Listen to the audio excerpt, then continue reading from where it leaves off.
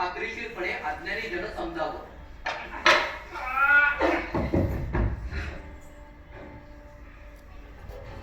अज्ञान फायद्याचं ठरू शकतं. अज्ञान नकारात्मक गोष्टींबद्दलचं अज्ञान आपल्याला अधिक सकारात्मक राहण्यासाठी मदत करतं. विज्ञानासारख्या क्षेत्रात नवीन गोष्ट शोधण्याची प्रेरणा अज्ञानामुळेच तर मिळते. त्यामुळे अज्ञान फायद्याचं ठरू शकतं. अज्ञानाचं ज्ञानात रूपांतर होण्यासाठी विद्येची गरज असते. तर मग सांग, विद्या काय आहे? या विश्वात दोन प्रकारच्या विद्या मांडल्या जातात. एक पराविद्या आणि दुसरी अपराविद्या. पराविद्या म्हणजे आत्मिक ज्ञान आणि अपराविद्या म्हणजे भौतिक ज्ञान. पराविद्येला श्रेष्ठ विद्या समजली जाते, कारण आत्मिक ज्ञान हे मोक्ष देणार असतं.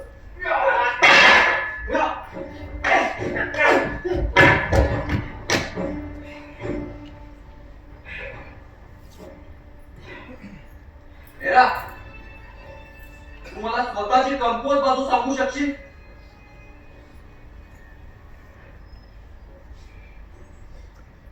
अति आत्मविश्वास आणि असंयमीपणा या माझ्या कमकुवत बाजू आहेत. पण ज्या जनाला स्वतःची कमकुवत बाजू माहीत असते, तो त्यात सुधार करण्याची क्षमता सुद्धा बाळगून असतो. सुंदर आहे. सांग, आपल्या शरीराचा भ्रमित करणारा अवयव कोणता? मन, चेहरा. बरं झालं हेरा, हा प्रश्न तुझ्याकडूनच आला. राईट. शरीरातला भ्रमित करणारा अवयव म्हणजे कान. हलका कान. आत्मविश्वासाला तडा देणारा अवयव. नाते संबंधापासून विभक्त करणारा अवयव. ज्या जनाचा कान हलका असतो त्या जनाचं मन रिकामं असतं आणि रिकाम्या मनात नेहमी दुसऱ्यांचे शब्द घर करतात.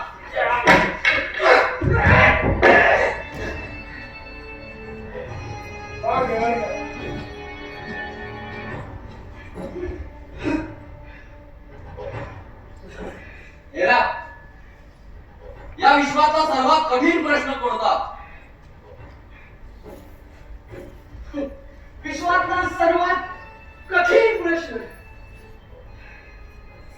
अजून किती पुरेसे आहे?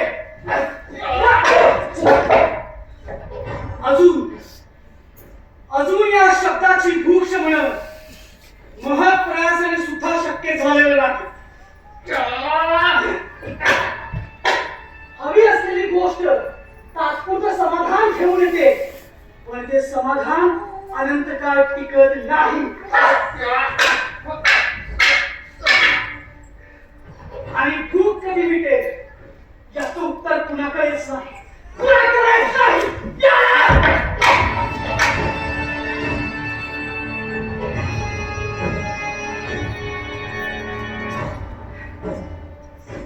विज्ञान विज्ञान करतोस ना, तर मग सांग, विज्ञानाच्या मर्यादा काय आहेत?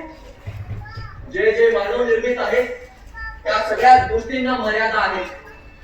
विज्ञान कधी कायमस्वरूपी दावा नाही करत. सतत नवीन प्रयोगासाठी तयार असतं विज्ञान. विज्ञान कधी भावनेवर भाष्य करत नाही. विज्ञान प्रयोगात्मक आहे, अनुभवात्मक नाही. विज्ञान सापेक्ष आहे, शाश्वत नाही. म्हणून विज्ञानाला ही मर्यादा आहे.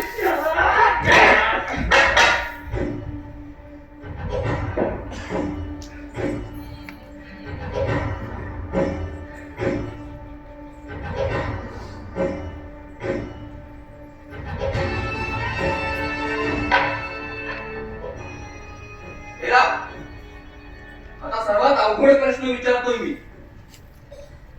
तयार आहेस? यश पचवणं अवघड की अपयश पचवणं अवघड? अपयश पचवणे अवघड. अपयश जनांच्या मनावर खोलवर जखम करतं. परत उभं राहण्याची शक्ती अपयश काढून घेतं. आत्मविश्वासाचा बळी देतं अपयश. चूक. त्याचं अचूक उत्तर तुम्हाला माहिती आहे घेवारीला? दोन असं.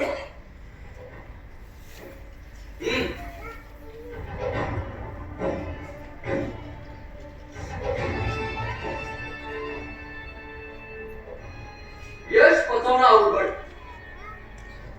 यश गणांच्या मेंदूवर आघात करतं. नवीन ज्ञान आत्मसात करण्याची वृत्ती यश काढून घेतं. अतिरेकी आनंद आणि अति आत्मविश्वास सवंगडी होतात.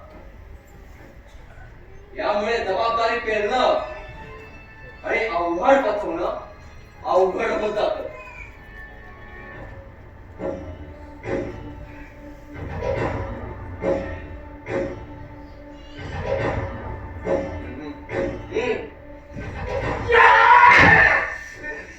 एक वेळ अपयशाने खचून गेलेला जन परत उभारी घेऊ शकतो,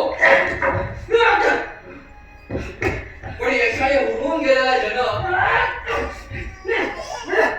परत त्याच्या मूळ पदावर येईल याची शाश्वती कोणीच देऊ शकत नाही.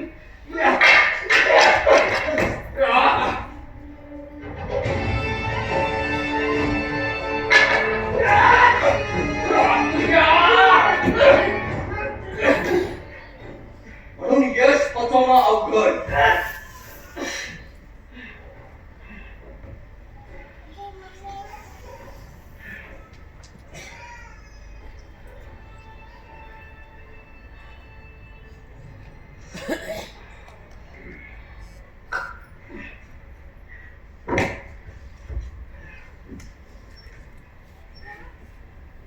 खरं घेवारीला यश पचवणं आणि अपयश साजरं करणं यापेक्षा अवघड जगात दुसरं काही नाही. वसुभूमीच्या नेतृत्वाची जबाबदारी खूप उत्तमरित्या पार पाडाल अशी आम्हाला खात्री आहे घेवारीला.